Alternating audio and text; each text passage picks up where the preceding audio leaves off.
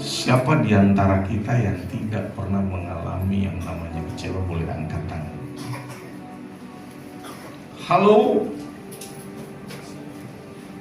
Kalau nggak ada yang angkat tangan, berarti semua dari kita di tempat ini, termasuk saya, pernah mengalami yang namanya kecewa. Saudara, sekali waktu kami pergi ke satu wilayah di pinggiran kota Pontianak, dan pada waktu itu musim durian, ya. Terus kami lihat di beberapa pedagang durian yang kami lalui, saudara, sepertinya cantik-cantik durian. Maka itu menggerakkan hati kami, saudara, untuk menghampiri salah seorang pedagang di sana. Kemudian karena kami lihat luarnya itu bagus, cantik begitu, maka kami tidak ada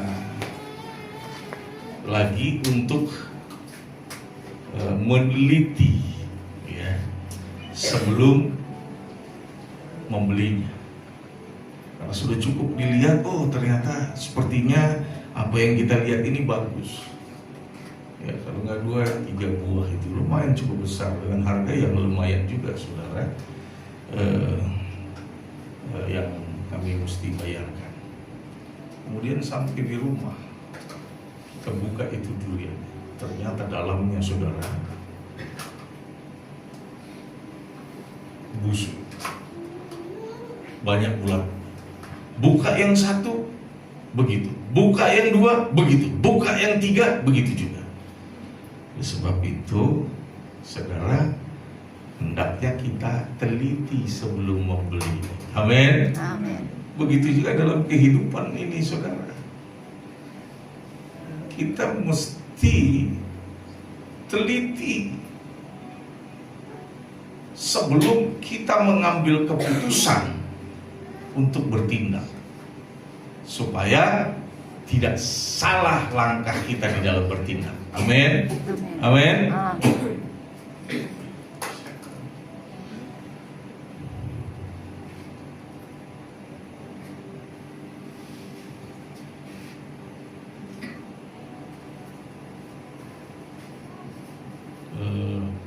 Firman Tuhan terambil di dalam 2 Korintus 4 ayat 18. Firman Tuhan berkata, karena kami tidak memerhatikan yang kelihatan, melainkan yang tidak kelihatan. Karena yang kelihatan itu sementara, tetapi yang tidak kelihatan itu kekal. Saudara, kadang-kadang ya, yang namanya Tuhan, ya, itu seringkali secara umum didasari dengan apa yang dilihat. Walaupun sebenarnya dalam konteks iman, pengertiannya adalah mempercayai sesuatu yang tidak kita lihat. Namun kebanyakan manusia mempercayai apa yang dia lihat. Sementara firman Tuhan berkata, apa yang kelihatan itu bersifat sementara, namun apa yang tidak kelihatan itu kekal.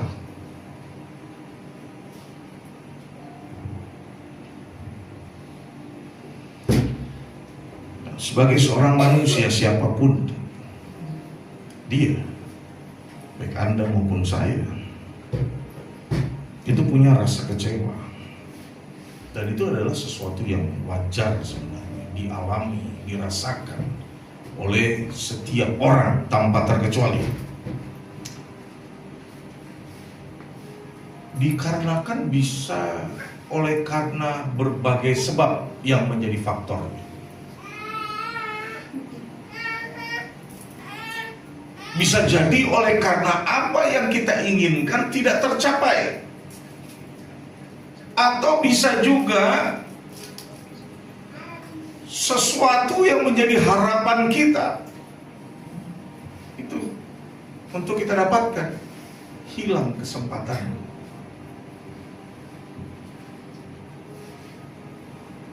Jadi bisa berbagai-bagai macam yang menjadi faktor penyebab seseorang itu mengalami yang namanya kecewa. Namun saudara, kita tidak boleh membiarkan kecewa itu berlarut-larut menguasai hati dan pikiran kita.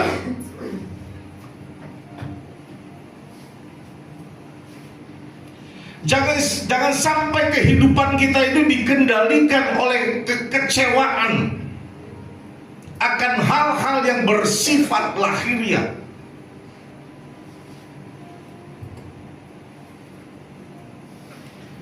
Karena hal-hal yang membuat kita kecewa itu akan pada akhirnya membawa kita melakukan tindakan-tindakan yang negatif. Salah satu contohnya mungkin jadi tawar hati, malas. Malas ini bisa menjadi salah satu penghambat di dalam hubungan kita dengan Tuhan. Ya, menjauhi ibadah-ibadah yang ada. Padahal Tuhan sudah bilang melalui firman-Nya, jangan engkau menjauhi pertemuan-pertemuan ibadah. Karena disitulah tempatnya di mana kita saling membangun, saling memberi input, membawa kesaksian, menyampaikan pengalaman-pengalaman hidup di dalam Tuhan. Maka Tuhan ingatkan, jangan menjauhi pertemuan-pertemuan ibadah. Saudara, sesuatu di luar diri kita bisa saja mengecewakan kita, ya, tetapi jangan sampai itu berdampak kepada hubungan kita dengan Tuhan. Mungkin di beberapa khotbah sudah disampaikan, orang makan satu hari 3 kali. Kalau makan satu kali bagaimana? Ada kemungkinan kelaparan yang terjadi. Apalagi kalau sampai berhari-hari tidak makan, terjadi defisit energi. Bisa membuat seseorang jadi lemah untuk dapat bergerak, lemah untuk dapat beraktivitas. Yang merugi siapa, saudara? Kita sendiri. Ya. Ketika kita menjauhi pertemuan-pertemuan ibadah, karena di situ kita dapat makanan rohani. Jadi bukan hanya jasmani kita saja yang diberi makan, rohani kita pun sangat perlu untuk diberi makan. Dan makanan rohani itu adalah firman Tuhan. Amin. Kalau seminggu hanya 1 kali, kurang defisit, saudara. Apalagi kalau sampai nggak datang, ya, hanya karena umpamanya kita kesel, kita jengkel, dan itu mempengaruhi hubungan kita dengan Tuhan. Yang rugi siapa? Kita sendiri, saudara. Ya. Oleh sebab itu saya menghimbau kepada setiap kita, ya, jadi orang yang kuat teguh di dalam Tuhan. Amin. Seperti yang sudah sering kali saya sampaikan, saudara,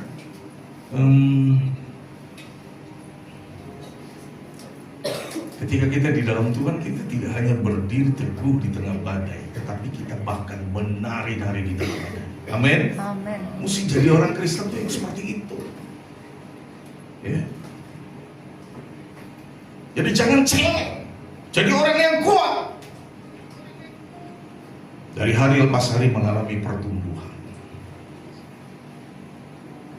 di dalam rohani. Kenapa? Karena diberi makan. Makanannya cukup, gizinya bagus, maka rohaninya akan terus mengalami pertumbuhan. Sampai kepada apa? Sampai kepada keserupaan dengan Yesus. Amin.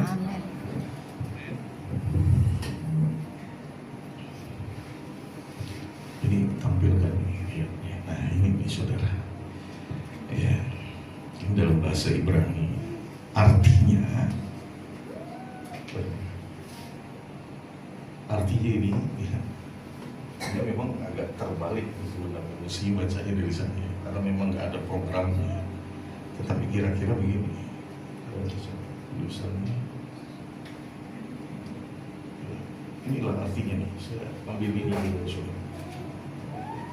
Ya, ini orang berdosa. Ya, Gitamu itu orang berdosa, Kasayin itu orang fasik.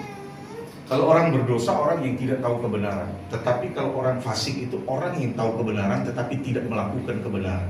Ya. Ini min haaret usahain ot einem. Nah, ini itu akan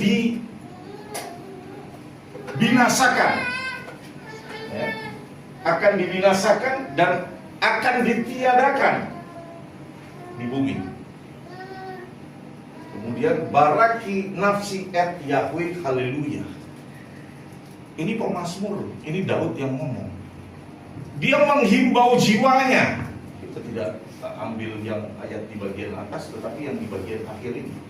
Dia menghimbau jiwanya untuk memberkati Yahweh. Nah, nafsi itu jiwa.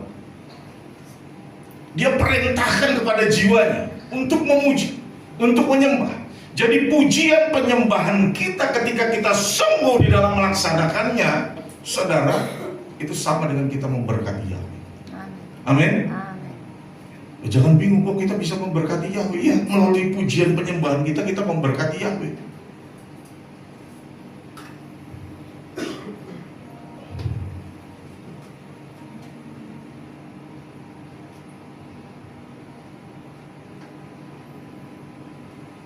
Siapa Daud? Dia nggak punya background keluarga dari keturunan orang hebat, keturunan darah biru, nggak ada, saudara. Keturunan dari pemimpin-pemimpin atau para hakim, nggak ada. Tapi kenapa Tuhan angkat derajat dia? Karena dia suka memberkati Yahweh. Perhatikan mesbah dalam hal ini, saudara. Pujian penyembahan itu sama dengan yang kita sampaikan kepada Yahweh, itu sama dengan korban bakaran yang kita sampaikan kepada pemilik mesbah. Ini penting, saudara. Pemilik mesbahnya siapa? Itu perlu diperhatikan. Jangan sampai salah memilih mesbah. Jadi tidak semua mesbah itu pemiliknya Yahweh. Ada yang lain. Oke, lebih lanjut. Kita masuk ke topik. Masihlah ulasan sebentar.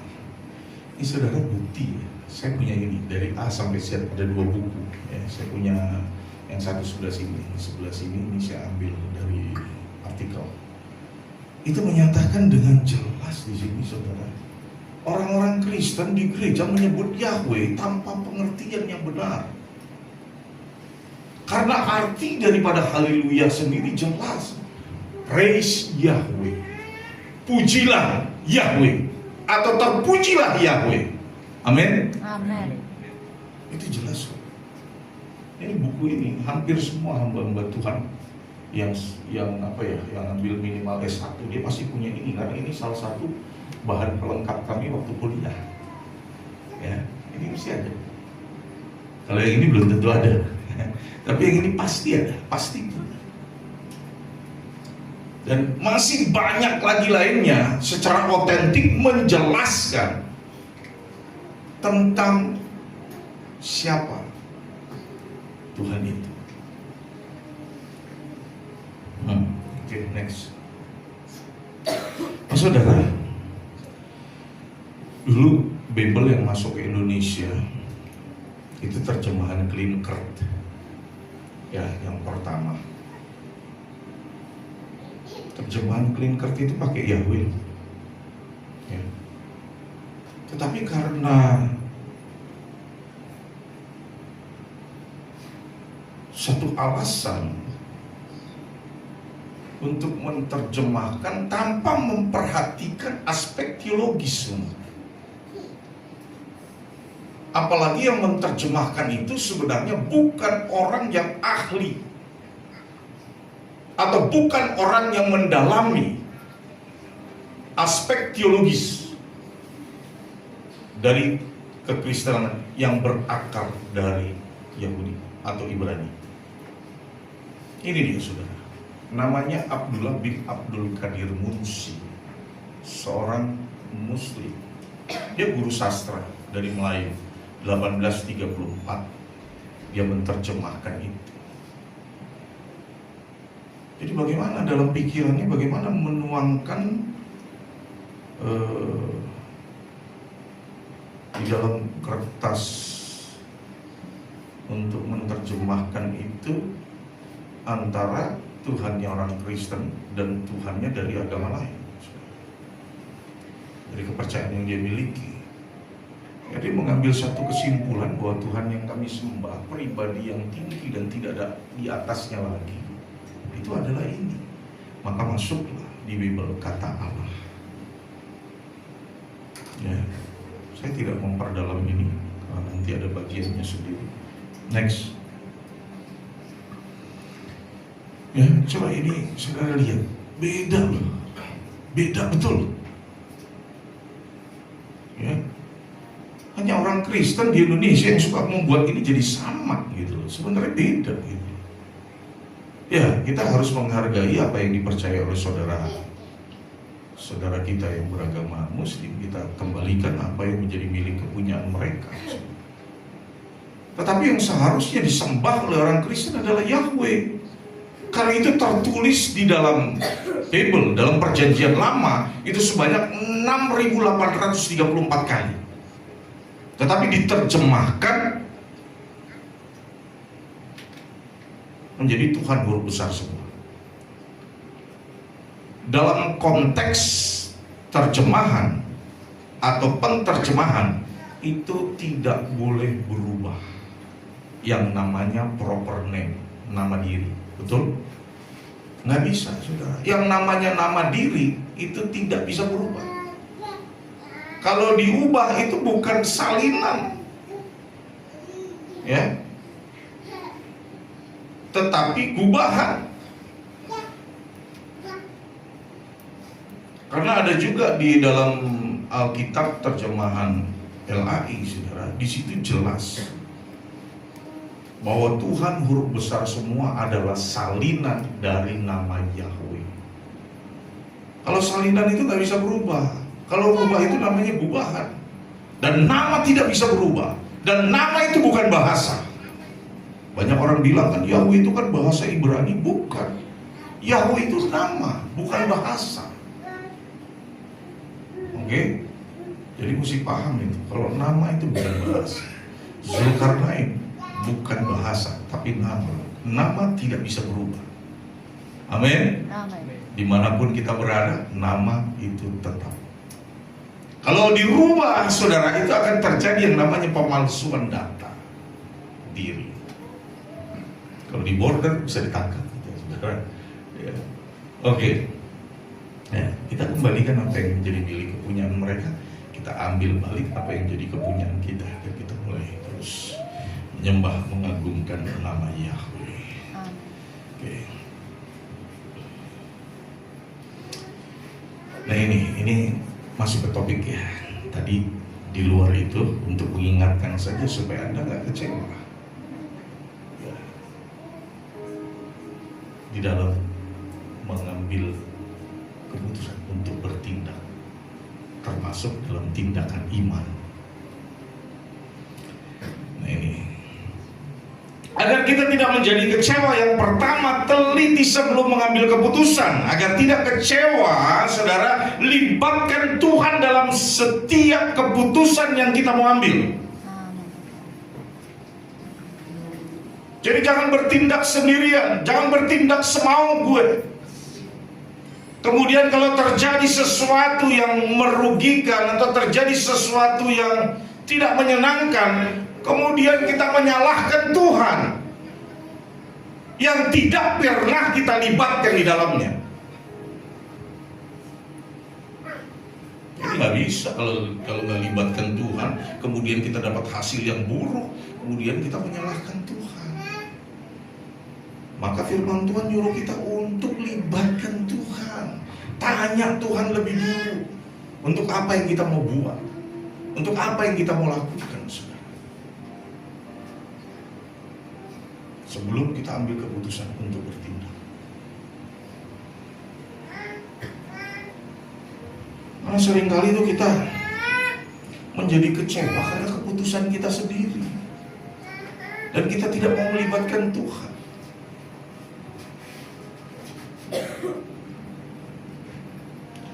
Yakobus 1 ayat 13-14 berkata, ketika dicobai, janganlah seorang pun berkata, aku dicobai oleh Elohim. Sebab Elohim tidak bisa dicobai oleh yang jahat, dan dia sendiri tidak mencobai siapapun. Nah, ini yang perlu digarisbawahi ini, saudara. Tetapi tiap-tiap orang dicobai oleh keinginan dari hawa nafsunya sendiri yang telah menyeret dan memikat dirinya. Yang lebih bahaya kalau kemudian terus pakai firman Tuhan untuk membenarkan perbuatannya. Ini lebih gawat, saudara. Itu yang dikategorikan orang fasik. Orang yang tahu kebenaran tetapi tidak melakukan kebenaran. Dan bahkan menggunakan ayat-ayat, saudara, untuk membenarkan tindakannya.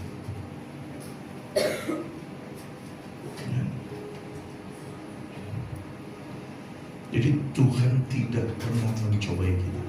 Amin. Amin. Kalau Tuhan menguji kita, ya, Tuhan menguji. Tapi Tuhan tidak pernah mencobai kita. Kita manusia dicobai oleh keinginan dari hawa nafsu kita sendiri.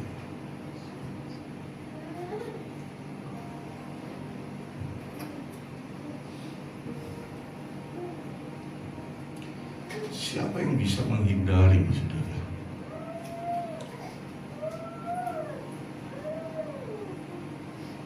Atau siapa yang bisa membuat itu jadi tiada, saudara? Salah satu contohnya mungkin kita melihat, ya kalau ini laki-laki melihat perempuan lewat dengan menggunakan rok mini, pakaian seksi. Siapa yang bisa membuat itu jadi nggak ada? Nggak bisa. Itu akan tetap ada. Contoh aja. Dan secara otomatis orang akan melihat. Itu adalah sesuatu yang natural. Tetapi dia akan menjadi sesuatu yang jahat ketika engkau menginginkannya. Dan engkau mulai melangkah untuk menghampiri dosa. Itu yang gak boleh, saudara. Bukan berarti saya suruh Anda melihat, enggak, saudara. Tapi ini contohnya, ya, bukan mendiskreditkan pribadi wanita, enggak, saudara. Ya, bisa saja sebaliknya. Ya.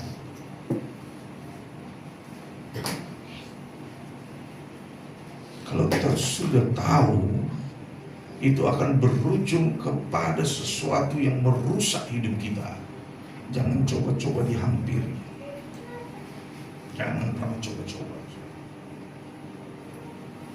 Karena itu kita dikategorikan sebagai orang fasik, orang yang sudah tahu kebenaran tetapi tidak melakukan kebenaran. Konsekuensi apa? Firman Tuhan bilang, ditiadakan, dibinasakan. Coba tuh, ditiadakan aja masih mending, ini dibinasakan. Kalau binasakan tuh nggak ada sisanya, saudara, nggak bakal diingat orang.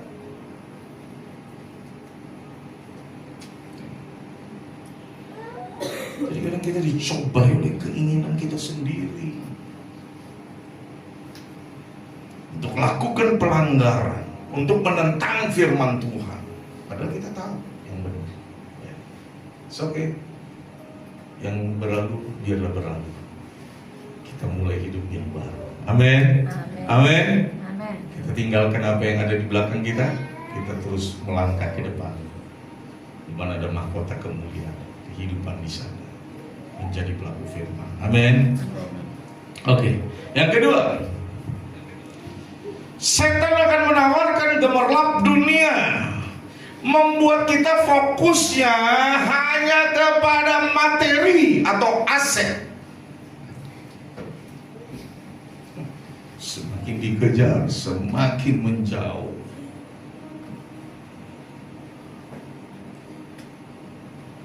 Kita perlu uang, perlu.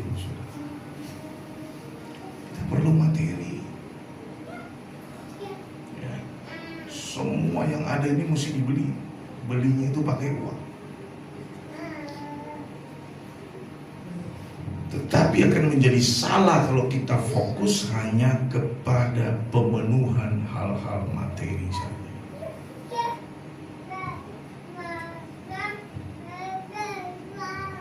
Tuhan jadi jauh. Nah, saya mau beritahu kepada Anda, saingan terbesar Tuhan itu bukan setan, tapi uang, harta, kekayaan. Itu yang bisa membuat kita menjauh dari Tuhan. Itu saingan terbesar Tuhan. Kalau setan kita sudah tahu gerakannya, kalau setan sudah kita tahu siasatnya, saudara, maka kita akan menghindar, kita akan menjauhi, dan bahkan kalau perlu kita tentang itu. Tetapi kalau udah urusan ini, ibadah tinggalkan, taken kontrak tinggalkan. Orientasi manusia kadangkala hanya sampai kepada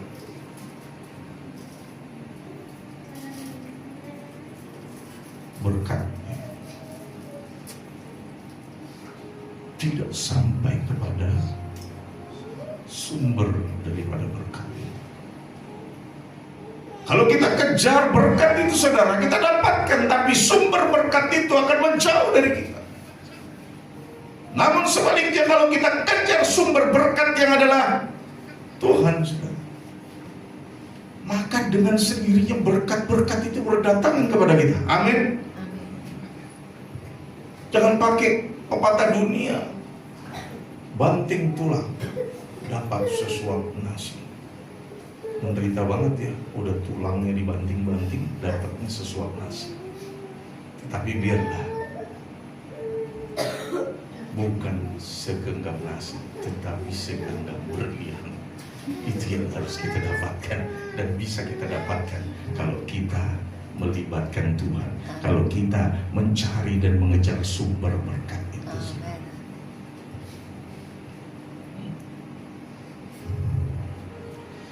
Kalau Tuhan mau membuat seseorang itu menjadi kaya, itu seperti membalikkan telapak tangan. Tetapi masalahnya, Tuhan akan memperhatikan di situ, sudah sanggup nggak engkau terima itu? Kenapa terjadi delay dengan janji Tuhan? Karena kita belum bisa dipercaya. Kalau kita bisa dipercaya, segala sesuatu dipercayakan lebih besar lagi dari sebelumnya kepada kita. Amin. Ingat tuh, saya pernah sampaikan tentang radah ulang. Kita ini punya genetika menjadi penguasa, menguasai semesta alam, karena itu Tuhan kasih. Namun kita mesti perhatikan juga ada tikung orang untuk merawat. Jadi bukan hanya menguasai, tapi merawat dan memelihara apa yang ada. Jadi tidak destruktif, tetapi memelihara. Memelihara alam itu termasuk memelihara komunitas. Jadi bukan malah merusak komunitas. Kalau merusak komunitas itu bukan dari Tuhan. Ya. Jadi harus membangun, saling membangun, supaya semuanya sama-sama mengalami pertumbuhan. Kerinduan saya sebagai gembala, pertumbuhannya itu sama. Ya, walaupun hasil akhir belum tentu sama. tergantung penyerapan yang kemudian dilaksanakan. Seberapa besar, seberapa banyak, itu yang menentukan kita sendiri. Matius 4 ayat 9 sampai 10. Iblis pun membawa dia ke sebuah gunung yang sangat tinggi dan menunjukkan kepadanya semua kerajaan dunia beserta kemuliaannya. Dan ia berkata kepadanya, aku akan memberikan semua ini kepadamu jika engkau sujud menyembah.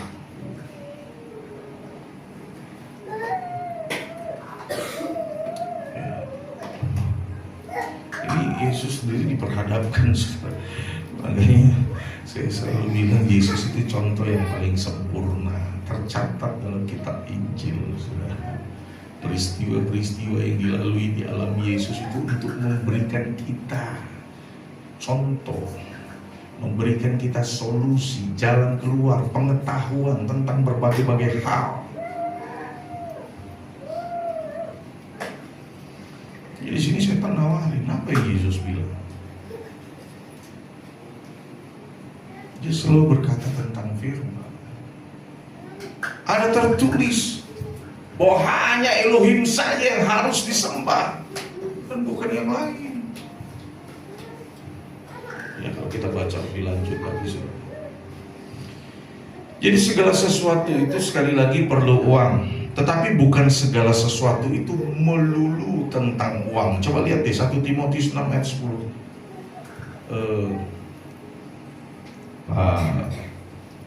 Hari boleh tahu. 1 Timotius 6 ayat 10.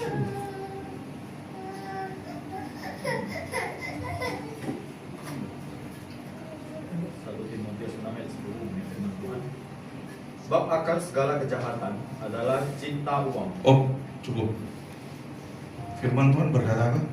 Akar segala kejahatan. Akar dari segala kejahatan adalah cinta akan uang. Jelas sekali. Manusia rela melakukan apapun kalau tidak ada cinta akan Tuhan, tetapi yang mengisi hatinya cinta akan uang. Bahaya. Waktu yang kita lalui ini singkat, saudara. Ya. Semalam kembali saya renungkan, kayaknya baru aja kemarin anak saya berangkat ke Australia. Ternyata udah 3 tahun, saudara. Ya. Terus berapa bulan ya? 1 bulan kemarin kami persiapan berjibaku untuk segala sesuatu deh supaya bersih bagus gitu ya. Hitung-hitung 2 bulan ya. 2 bulan, 1 bulan 2 bulan. Datangnya hanya 6 hari, sudah hilang lagi, sudah pergi lagi semua. Tapi dia bilang 4 bulan lagi, 4 bulan lagi juga nggak terasa. Cepat waktu itu sudah. Apalagi kalau kita sudah memasuki usia kepala 5, itu kayaknya baru kemarin kok tahu udah sampai di sini. Kayaknya sepertinya kemarin kita baru merayakan Natal, ini udah mau masuk Natal lagi sudah. Singkat. Makanya tujuan kita yang utama adalah waktu yang kekal dalam apa yang tidak kita lihat tapi kita percayai. Amin. Ini yang ketiga.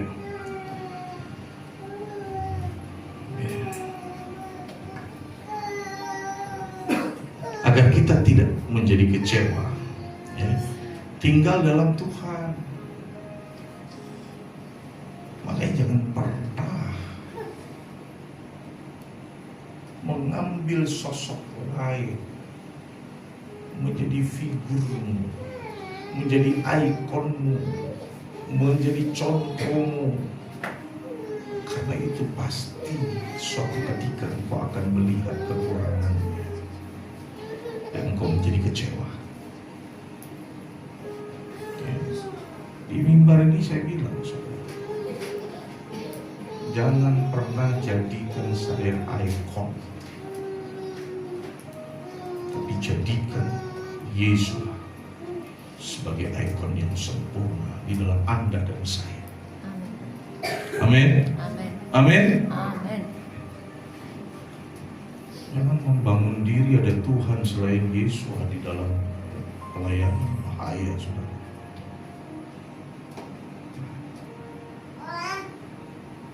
Tapi hargai pemimpin, itu wajib. Tapi pahami juga bahwa pemimpin punya kelemahan, punya kekurangan. Maka saya selalu sampaikan, teladanmu yang paling sempurna yang tidak akan mengecewakan itu adalah Yesus Kristus. Amin.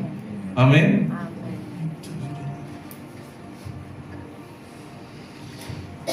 Di masa-masa yang sulit seperti sekarang ini, iblis akan membuat kita mengutamakan dan memperhatikan hal-hal lahiriah yang kasat mata. Padahal kita tahu semua itu bersifat sementara. Ada seorang yang hebat, saudara. Soalnya nama saya ini diambil sebagian dari namanya, saudara. Karena terjadi perdebatan antara ayah saya dan kakek saya, akhirnya diambil nama yang sekarang saya sandang, saudara. Ya, kita tahu Alexander the Great, Alexander Agung. Ya. Jadi kalau bahasa yang lain, ya, karena kakek saya keturunan orang Eropa, dia pakai Alexander. Tapi di bapak saya punya konsep yang berbeda. Oh, Alexander the Great itu Iskandar Zulkarnain, artinya Iskandar yang agung. Jadi Zulkarnain itu agung. Ya. Alexander the Great itu Iskandar Zulkarnain. Karena terjadi perdebatan, akhirnya diambil kata Zulkarnain, ya saudara. Ya. Nah, ini bukan promosi nama. Saya mau cerita tentang Alexander the Great, bukan Zulkarnain. Ya. Ini saudara, siapa yang nggak tahu dia? 3/4 bumi itu ada dalam kekuasaannya. Dia taklukkan setiap wilayah-wilayah. Hanya India aja dia nggak bisa taklukkan karena ada pasukan gajah. Gitu ya, India dia bisa taklukkan. Ini memang betul-betul sang penakluk, terkenal, ditakuti oleh lawan, disegani oleh kawan. Jangan cerita lagi tentang harta bendanya. Kekuasaan kerajaannya begitu absolut, saudara. Apalagi kekayaan. Karena kalau dulu satu bangsa ketika dia berperang dengan bangsa lain, kalau bangsa yang diperangi itu kalah, itu akan membayar pampasan perang, atau di situ juga ada barang-barang jarahan, saudara. Jadi betul-betul hebat ini. Tapi tahu nggak, waktu dia mati, dia membuat satu permintaan. Ya, di dalam apa? Dia ada dalam peti gitu. Tubuhnya ditutupi peti, tapi tangannya ditaruh keluar gitu, saudara. Itu menunjukkan nggak ada dokter yang hebat yang bisa menyelamatkan nyawa.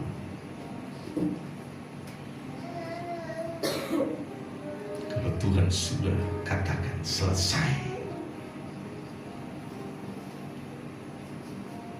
Namun sebaliknya, kalau Tuhan katakan belum selesai, apapun siapapun tidak bisa mengambil nyawa kita. Amin.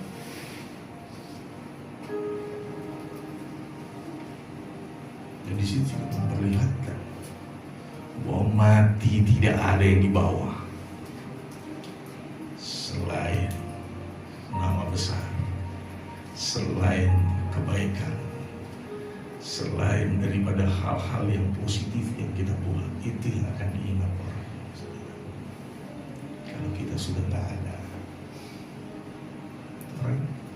apapun yang kita perjuangkan sekarang, sekali waktu itu bukan lagi punya kita, saudara. Benar. Kalau kita sudah dipanggil Tuhan, itu bukan lagi punya kita. Benar kan? Halo? Benar.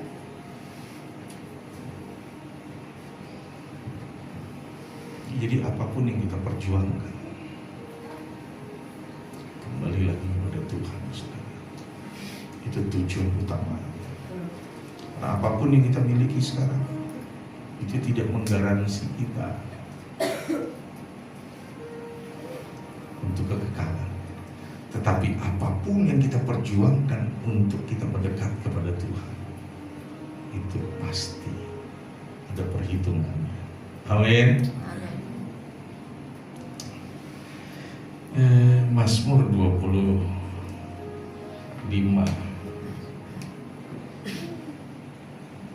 ya, ayat 3a. Jika engkau tawar hati pada masa kesesakan, kecillah kekuatanmu. Kalau kekuatannya kecil berarti ada limitnya.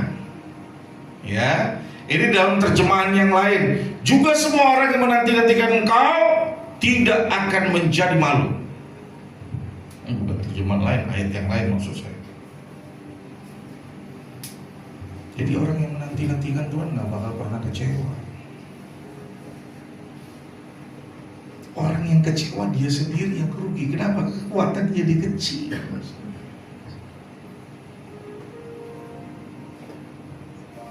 Makanya perbesar kapasitas kita, kekuatan kita. Amin. Dengan cara apa? Jangan jadi Halo? Halo? Bangkit berdiri dulu. Ikutin ucapan saya, supaya tahun ini betul-betul kita akhiri, kita tutup dengan kemenangan. Amin. Amin. Amin. Pada hari ini, Pada masih belum ada yang ngomong kok. Saya tahu itu. Pada hari ini, saya sebut namamu. Saya lagi ya. Saya tidak lagi kecewa oleh keadaan, oleh situasi yang sedang aku lalui. Karena aku percaya bahwa Tuhan turut bekerja untuk menyatakan mujizat dan keajaibannya. Asalkan aku tidak kecewa. Silakan duduk.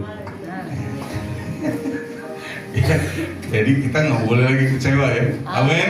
Amin. Mulai lagi sesuatu yang baru. Amin. Nah, itu yang saya mau dengar. Kok tadi juga boleh. Tinggalkan itu semuanya saudara, supaya sesuatu yang hebat, sesuatu yang ajaib, sesuatu yang di luar pikiran kita itu terjadi dalam bentuk kebaikan Tuhan dinyatakan. Amin. Ini pesan penutup ini. Kita tidak akan mudah kecewa bila kita hidup karena percaya, bukan karena melihat. Amin. Pegang ini, kata-kata ini saudara. Maka sesuatu yang kadang-kadang itu di luar kemampuan kita berpikir, dalam bentuk keajaiban Tuhan, mujizat Tuhan dinyatakan dalam hidup kita. Amin. Saya mau lihat senyum dulu. Halo. Jangan kayak Bangkok ya. Senyum, haleluya. Berarti kalau senyum kan, wah saya siap untuk melakukan firman. Saya siap untuk menjadi pelaku firman, bukan pendengar saja. Amin. Bapak Yahweh dalam Tuhan Yesus Almasih memberkati.